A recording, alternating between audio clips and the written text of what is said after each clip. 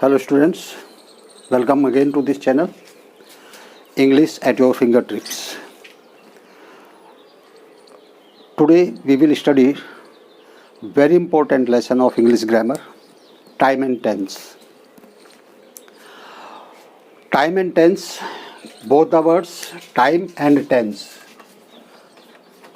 Similar लगते हैं, दोनों शब्द एक जैसे लगते हैं लेकिन दोनों शब्द अलग अलग हैं। जो टाइम होता है, टाइम से किसी एक्शन के, किसी वर्ब के, किसी इंसिडेंट के टाइम का पता चलता है कि कोई भी एक्शन, कोई भी कार्य किस समय पर हुआ है। और ये जो होता है टाइम, ये कम्प्लीटली नॉन ग्रामेटिकल टर्म होती है। ये नॉन ग्रामेटिकल टर्म होती है, जबकि केवल क्या पता चलता है कि किसी कार्य के होने का टाइम क्या है। जबकि जो टेंस है ये कम्प्लीटली ग्रामेटिकल वर्ब होती है और इससे हमें क्या पता चलता है, इस ग्रामेटिकल टर्म से हमें ये पता चलता है कि हम किसी सेंटेंस में, किसी टेंस में वर्ब की फॉर्म का, किस फॉर्म का यूज़ करें। तो टेंस से हमें ये पता चलता है कि सेंटेंस में वर्ब की कौन सी फॉर्म यूज़ की जाएगी, जबकि टाइम से हमें केवल ये पता चलता है कि किसी कार्य के होने का टाइम क्या था। देखिए, एक सेंटेंस से हम क्लियर कर सकते हैं, एक एग्जांपल से क्लियर कर सकते हैं।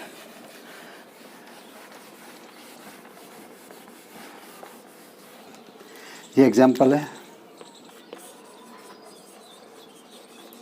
The earth moves around the sun. अब देखिए, मूव्स, इससे तो हमें पता चल रहा है कि सिंपल प्रेजेंट टेंस है। जबकि सेंटेंस से हमें टाइम की यदि हम बात करते हैं तो इससे प्रेजेंट, पास्ट और फ्यूचर, यानी टाइम इस सेंटेंस से तीनों हमें प्रेजेंट, पास्ट और फ्यूचर का बोध होता है, क्योंकि अर्थ पास्ट में भी, प्रेजेंट में भी और फ्यूचर में भी अराउंड द सन मूव्स करती रहेगी। सेकंड, यदि हम एक एग्जांपल देखें तो ये देखिए, he leaves for America tomorrow. अब यहाँ जो सेंटेंस में टेंस जो दिया है, फिर से सिंपल प्रेजेंट टेंस दिया है, जबकि जो टाइम ये शो करता है ये क्या करता है, फ्यूचर का शो करता है। यानी सेंटेंस जो टेंस है वो प्रेजेंट फॉर्म में है, टेंस प्रेजेंट वर्ब की फर्स्ट फॉर्म है, आईएनजी, इसमें ईएस लगा हुआ है। जबकि जो टाइम है वो टाइम क्या शो कर रहा है, फ्यूचर का, कि जो एक्शन है ये कब होने वाला है, कल होने वाला है। यदि हम एक पास्ट का एग्जांपल देखें तो I wrote a letter,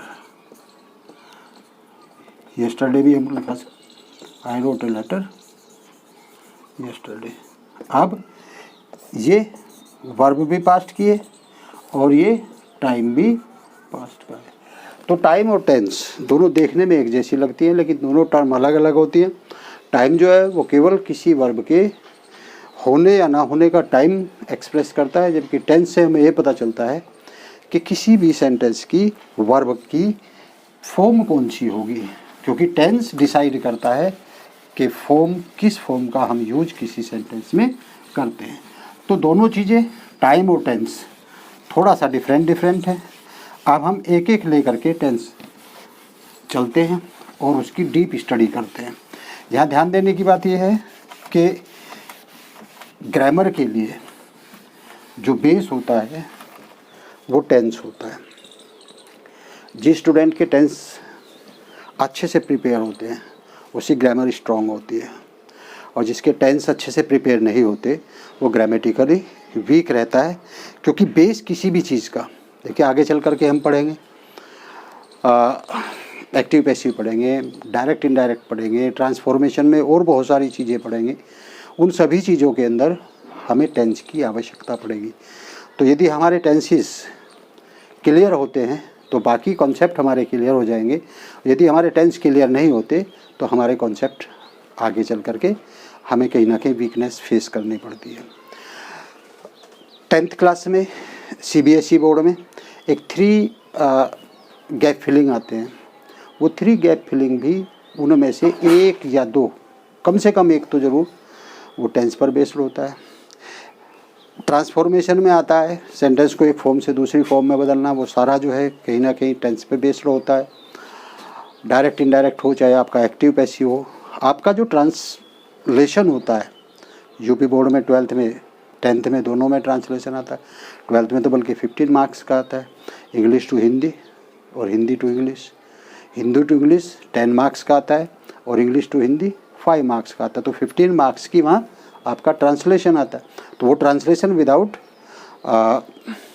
deep study of tense वो पॉसिबल नहीं होता जब तक आपके टेंस क्लियर नहीं होंगे। तो जब हम टेंस की स्टडी करते हैं तो हम टेंस देखते हैं, विशेष रूप से जो टेंस होते हैं वो कितने प्रकार के होते हैं? 3 प्रकार के होते हैं। कौन कौन से? प्रेजेंट, पास्ट और फ्यूचर। फिर प्रत्येक ये 4 तरह के होते हैं। Present indefinite, present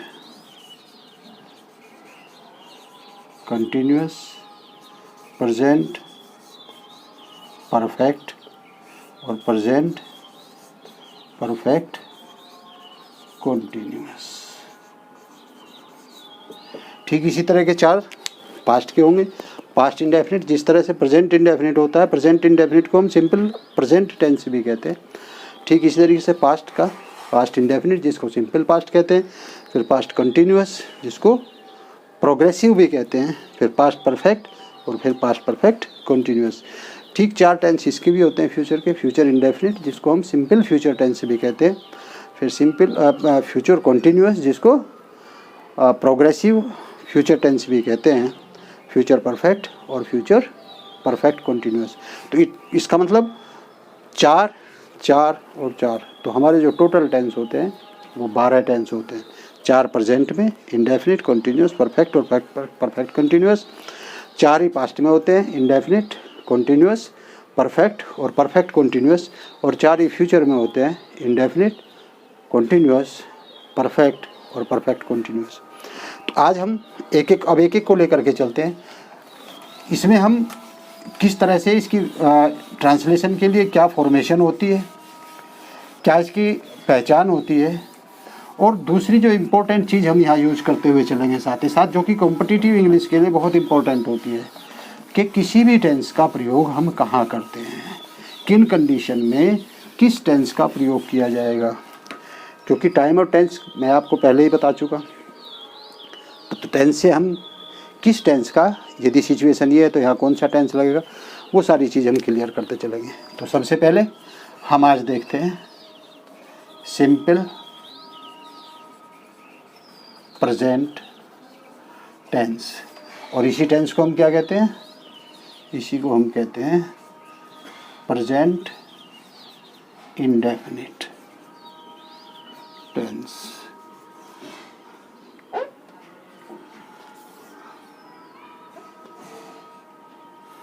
present indefinite का मतलब होता है अनिश्चित।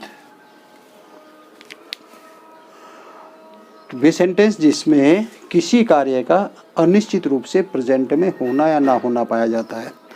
तो पहचान के रूप में हम इसमें यूज़ करते हैं कि जिन सेंटेंसेस के अंत में ता है, ती है, ते हैं, ता हूँ, ती हूँ आदि शब्द आते हैं और कार्य का अनिश्चित रूप से प्रेजेंट में होना या ना होना पाया जाता है, इस तरह के टेंसेस को हम सिंपल प्रेजेंट टेंस या प्रेजेंट इंडेफिनिट टेंस कहते हैं।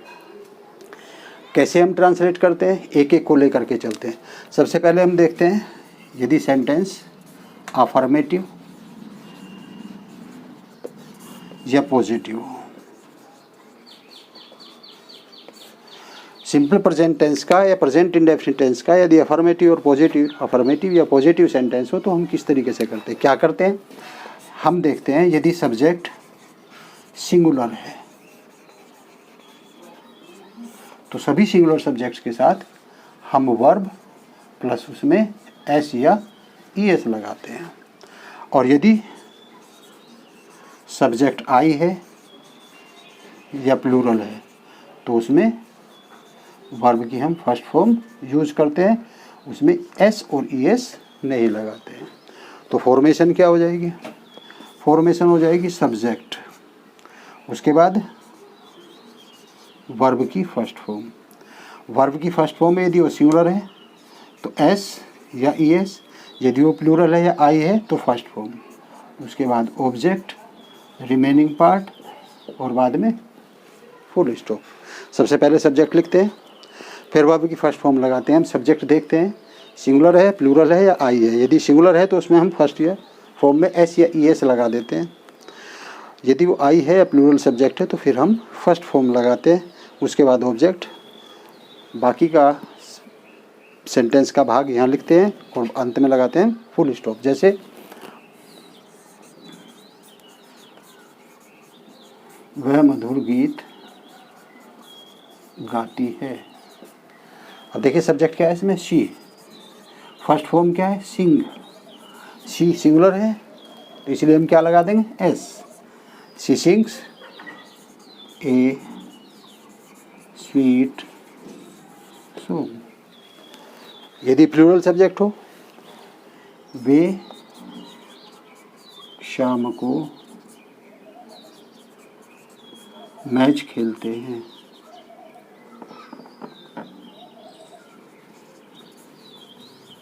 अब की बार प्लूरल फर्स्ट फॉर्म, चूँकि सब्जेक्ट प्लूरल है इसलिए फर्स्ट फॉर्म में एस या एस की आवश्यकता नहीं है। They play match in the evening. यदि सब्जेक्ट आई होता है, मैं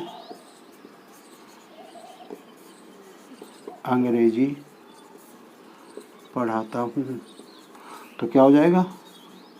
आई टीच। आई है तो इसलिए टीच में एस या एस की आवश्यकता नहीं होगी। I teach English.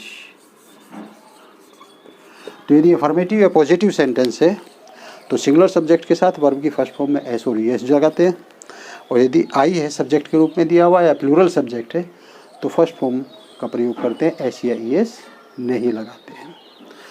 एक चीज़ जो कल जब हम पोएम को डिस्क्राइब कर रहे थे तब भी आई थी, कभी कभी क्या होता है अफर्मेटिव या पॉजिटिव सेंटेंस में इम्फासिस दिया होता है, यानी जोर प्रकट किया जाता है, किसी चीज़ पर बल दिया जाता है। तो ऐसी कंडीशन में जब हम किसी चीज़ पर जोर लगाते हैं, बल लगाते हैं, बल देते हैं, तो सेंटेंस में दो शब्द आ जाते हैं। वो क्या आ जाते हैं?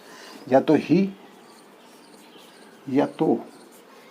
ही या तो तब आते हैं जब हम किसी चीज़ को इम्फासिस करते हैं। जैसे वह मेरी सहायता करता है। एक सेंटेंस तो ये हुआ। इसी सेंटेंस को यदि हम इम्फासिस कर दें तब क्या हो जाएगा? वह तो मेरी सहायता करता है। अब इस सेंटेंस में वह मेरी सहायता करता है सिंपली एक बात कही गई है, लेकिन वह तो मेरी सहायता करता है, तो शब्द आने से इसमें इम्फासिस किया गया है। यहाँ ये भी हो सकता है वह ही मेरी सहायता करता है, तो ही या तो यदि दिए होते हैं तो वहाँ किसी चीज़ को इम्फासिस करते हैं। तो ऐसी कंडीशन में हम क्या करते हैं? सिंगुलर सब्जेक्ट के साथ डज का प्रयोग करते हैं, और प्लूरल सब्जेक्ट के साथ या आई के साथ हम डू का प्रयोग करते हैं अफर्मेटिव सेंटेंसेस में भी। और जैसे ही डू या डज आते हैं तो फिर वर्ब की फर्स्ट फॉर्म आती है, क्योंकि does do plus E S होता है।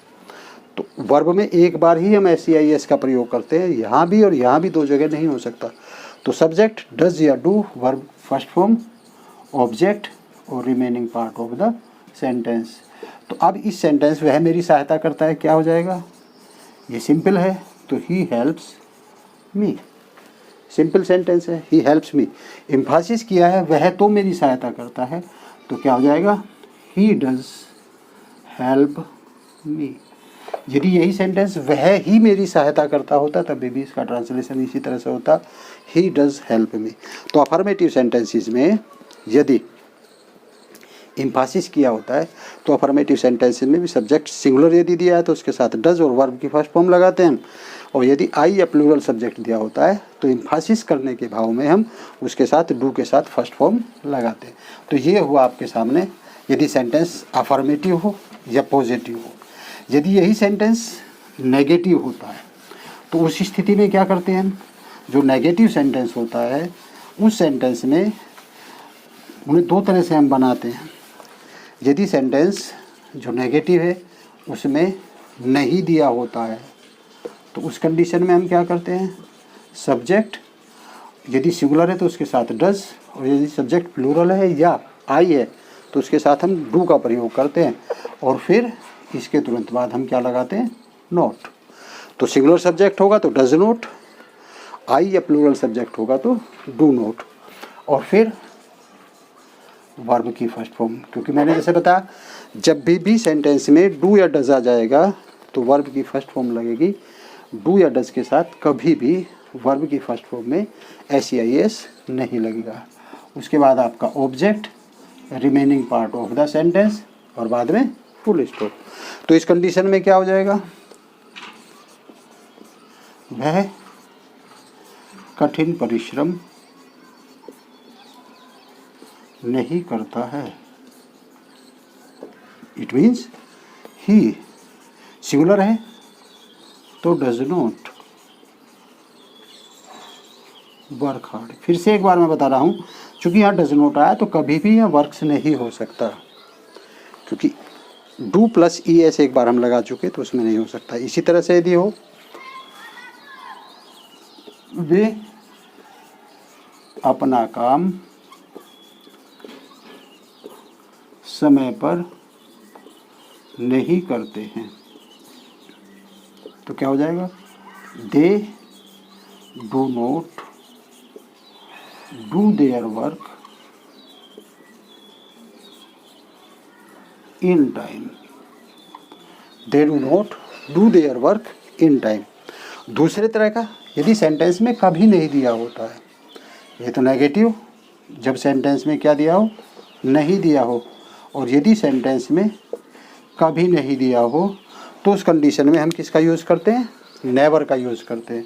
और जब नेवर का यूज़ किया जाता है तो सेंटेंस अफर्मेटिव सेंटेंसेस की तरह बनता है, यानी नेवर के साथ कभी भी डू या डज का यूज़ नहीं किया जाता है, बल्कि फर्स्ट फॉर्म में सिंगुलर सब्जेक्ट के साथ S और ES लगा करके और प्लूरल सब्जेक्ट के साथ वर्ब की फर्स्ट फॉर्म लगा करके बनाते हैं।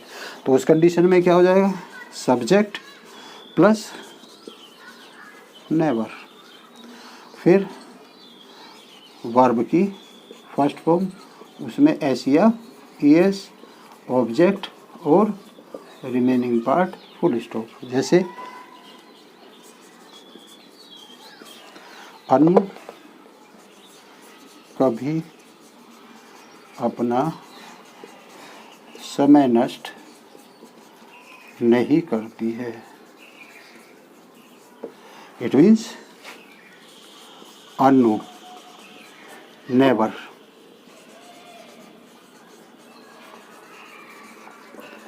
Waste her time. अब नेवर के साथ वेस्ट, लेकिन अनु क्या है, सिंगुलर, तो क्या आ जाएगा, वेस्ट। नेवर के साथ डू या डज का यूज नहीं होगा। नेवर के साथ अफर्मेटिव सेंटेंस की तरह से यदि सिंगुलर सब्जेक्ट दिया है तो वर्ब में फर्स्ट फॉर्म में S और ES लगाते हैं। यदि आई या प्लूरल सब्जेक्ट है तो उस कंडीशन में हम वर्ब की फर्स्ट फॉर्म लगाते हैं। अब देखिए जैसे ये है,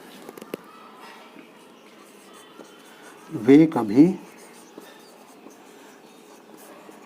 झूठ नहीं बोलते हैं, तो इस कंडीशन में क्या हो जाएगा, दे और उसके साथ नेवर। अब की बार टेल रहेगा क्योंकि प्लूरल सब्जेक्ट है, दे नेवर टेल ए लाई। तो यदि सेंटेंस में कभी नहीं दिया है तो हम नेवर का प्रयोग करते हैं, और नेवर के साथ हम डू या डज नहीं लगाते हैं, वर्ब की फर्स्ट फॉर्म में SEIS का प्रयोग किया जाता है।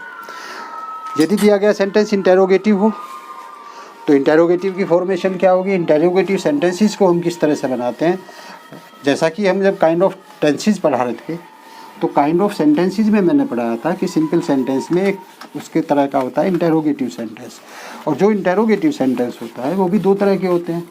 एक तो वाई टाइप क्वेश्चंस होते हैं, जो वाई टाइप क्वेश्चंस होते हैं, वाई टाइप क्वेश्चंस में क्या करते हैं, प्रश्न पूछने के लिए किसी न किसी इंटेरोगेटिव वर्ड का यूज़ किया जाता है। और जो दूसरे होते हैं उसमें किसी इंटेरोगेटिव वर्ड का यूज़ नहीं होता, उन्हें टैग टाइप क्वेश्चन कहते हैं। उन सेंटेंसेस के शुरू में हिंदी में क्या आता है और इंग्लिश में वर्ब आती है। तो इंटेरोगेटिव सेंटेंसेस दोनों को देखते हैं।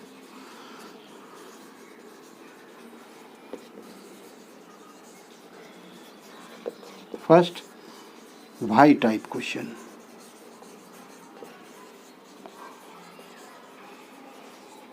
जो वाई टाइप क्वेश्चंस होते हैं उसकी फॉर्मेशन में हम सबसे स्टार्टिंग में इंटेरोगेटिव वर्ड या क्वेश्चन वर्ड, यानी क्वेश्चन को पूछने के लिए जिस वर्ब का वर्ड का यूज़ किया जाता है, वो वैन हो सकता है, वो वेयर हो सकता है, वो वाई हो सकता है, वो वैन हो सकता है, हाउ हो सकता है, व्हाट हो सकता है। जो भी इंटेरोगेटिव वर्ड दिया हो उस इंटेरोगेटिव वर्ड को हम सबसे शुरू में लिखते हैं। जो भी इंटेरोगेटिव वर्ड दिया है, कौन, कहाँ, कब, कैसे, हिंदी में जो भी दिया होगा उसी को अंग्रेजी को हम सेंटेंस के शुरू में लिखते हैं। तो सबसे पहले इंटेरोगेटिव वर्ड, उसके बाद अकॉर्डिंग टू सब्जेक्ट हम सब्जेक्ट देखेंगे। यदि सब्जेक्ट सिंगुलर है तो सिंगुलर सब्जेक्ट होने पर हम क्या लगाएंगे, डस, और यदि सब्जेक्ट प्लूरल है या आई है तो हम उसके साथ क्या लगाएंगे, डू। इसके बाद आएगा हमारा सब्जेक्ट। अब यदि यहाँ सेंटेंस नेगेटिव भी है तो सब्जेक्ट के बाद नोट या नेवर, और फिर वर्ब की फर्स्ट फॉर्म, क्योंकि यहाँ डू या डज आ चुका है। तो यदि यहाँ डू या डज आ चुका होता है तो उस कंडीशन में फिर हम क्या लगाते हैं, वर्ब की फर्स्ट फॉर्म लगाते हैं, उसमें एस नहीं लगता। इसके बाद ऑब्जेक्ट आता है, remaining part of the sentence, और क्योंकि सेंटेंस कैसे है, इंटेरोगेटिव वर्ड है, इंटेरोगेटिव सेंटेंस है, तो इंटेरोगेटिव सेंटेंस के बाद में हम, चूँकि प्रश्न पूछा जा रहा है, तो इंटेरोगेटिव सेंटेंस के बाद में हम मार्क ऑफ इंटेरोगेशन का यूज़ करते हैं। तो सबसे पहले इंटेरोगेटिव वर्ड, उसके बाद डू या डज अकॉर्डिंग टू सब्जेक्ट, फिर सब्जेक्ट, नोट नेवर, वर्ब की फर्स्ट फॉर्म। यहाँ देखें इस फॉर्म को हम क्या कहते हैं, इन्वर्टेड फॉर्म ऑफ वर्ब कहते हैं। देखिए जैसे तुम सुबह को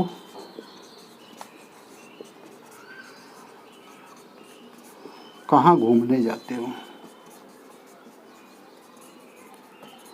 अब प्रश्न पूछने के लिए क्या इंटेरोगेटिव वर्ड यूज़ किया, कहाँ, तो स्टार्टिंग में यही आ जाएगा, वेयर। सब्जेक्ट कैसा है, तुम, प्लूरल है तो डू, वेयर, फिर subject, do you go to walk in the morning, where do you go to walk in the morning. वह उसकी सहायता क्यों नहीं करती है। तो अब प्रश्न पूछने के लिए हमने किस वर्ड का यूज़ किया, क्यों, तो सबसे पहले इसी की अंग्रेजी आएगी, तो क्या आ जाएगा, वाई। चूँकि सब्जेक्ट क्या है, सिंगुलर, तो क्या आ जाएगा, डज, वाई डज शी। अब देखिए नहीं करती है, नेगेटिव भी है तो सी के बाद नोट आएगा, why does she note help him, why does she note help him. तो इस तरह से हम करते हैं। अब यहाँ भी, इसमें भी एक एक्सेप्शन है। एक एक्सेप्शन क्या है कि कभी कभी जो सेंटेंस होता है वो कौन दिया होता है उसमें, और जो कौन दिया होता है, कौन की अंग्रेजी हु होता है, और ये हु जो होता है ये डबल पार्ट्स ऑफ स्पीच आप इसको कह सकते हैं। तो यदि सेंटेंस में कौन दिया होता है तो हम इसके लिए हु का यूज़ करते हैं, और हु जो होता है वो इंटेरोगेटिव प्रोनाउन होता है। तो यहाँ हु इंटेरोगेटिव प्रोनाउन भी होता है, सब्जेक्ट भी यही होता है, और इंटेरोगेटिव वर्ड भी यही होता है। तो यदि हु दिया होता है तो सेंटेंस हमारा अफर्मेटिव की तरह बनता है। हु के साथ हम डू या डज का प्रयोग नहीं करते यदि सेंटेंस पॉजिटिव है। यदि नेगेटिव है तो फिर नोट भी आएगा, तब हम डू या डज का प्रयोग कर, चूँकि वो हमेशा सिंगुलर ही होता है तो तब हम डज नोट लगाएंगे। लेकिन यदि वो पॉजिटिव है तो तब क्या होगा, who plus first form of the verb S या ईएस, ऑब्जेक्ट, रिमेनिंग पार्ट और मार्क ऑफ इंटरोगेशन। जैसे तुम्हें गणित कौन पढ़ाता है। अब इस वर्ड से क्वेश्चन पुटअप किया गया तो सबसे पहले यही आएगा, हु। चूँकि सेंटेंस पॉजिटिव है तो इसलिए हम डू या डज का प्रयोग नहीं करेंगे, सीधा वर्ब, और उसमें yes, who teaches you maths, who teaches you maths. तो यदि इसका रीज़न क्या है, रीज़न ये है कि इस सेंटेंस में जो कौन शब्द है, जो हु वर्ड है, वो इंटेरोगेटिव प्रोनाउन भी है और साथ ही साथ सब्जेक्ट, यानी दोनों कार्य करता है। यही सब्जेक्ट है और यही इंटेरोगेटिव वर्ड है। इसलिए हु वाले जो सेंटेंसेस हैं यदि वो पॉजिटिव होते हैं तो उनको हम अफर्मेटिव की तरह से वर्ब में ऐसी है। लेकिन यदि ये नेगेटिव भी हो तो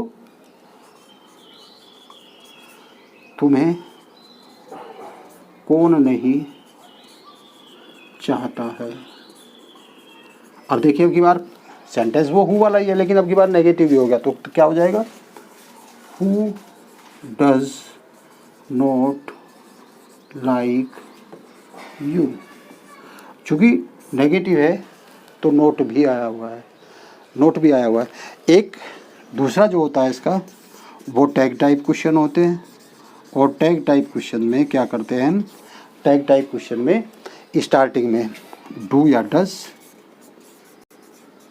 उसके बाद subject, first form of the verb, object, यहाँ फर्स्ट फॉर्म है, डू डज आ चुका तो एस एस नहीं आएगा, first form of the verb, object और रिमेनिंग पार्ट, बाद में मार्क ऑफ इंटरोगेशन। जैसे क्या वह रोज अखबार पढ़ता है। अब इसमें क्या आया हुआ है, स्टार्टिंग में आया हुआ है तो हम क्या करेंगे, does he read the newspaper daily. तो इस तरह के सेंटेंसेस टैग टाइप क्वेश्चन कहलाते हैं, जिनका आंसर येस और नो में दिया जा सकता है। उनको हम इस तरह से ट्रांसलेट करते हैं, हम उसमें व्हाट का प्रयोग नहीं करते, सेंटेंस के शुरू में डू या डज का प्रयोग करते हैं। स्टूडेंट्स, ये था आपका सिंपल प्रेजेंट टेंस या प्रेजेंट इंडेफिनिट टेंस भी इसको कहते हैं। इस टेंस का यूज़ कहाँ किया जाता है, मेरे नेक्स्ट वीडियो में आप इस चीज़ को पढ़ेंगे कि सिंपल प्रेजेंट टेंस का प्रयोग कहाँ कहाँ किया जाता है, किन कंडीशंस में किया जाता है। If you like my lecture please subscribe and share. Thank you.